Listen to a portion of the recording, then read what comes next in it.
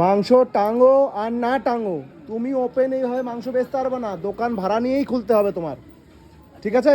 আর otherwise নাইলে তোমার gate বাজারেই করতে হবে, কোনো বাজারে গিয়ে তোমার ইসে করতে হবে, ঠিক আছে?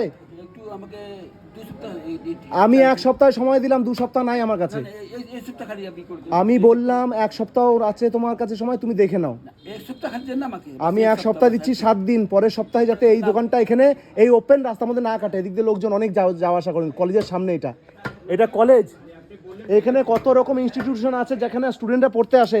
আমি সব বুঝছি, আপনি বললেন আমি কথা মানি গেছি, আমি না করলাম ব্যাস, খালি 1 সপ্তাহ আমার খালি করতে দেন বাস। আমি না, আমি নেক্সট উইকে করতে দিব না। না দাদা, একটু কাস্টমারকে বলে দিব, দোকান দিব তো বলে দিব, বাস হয়ে গেছে। আপনি কথা আমি রাখি দেবো, হয়ে গেছে।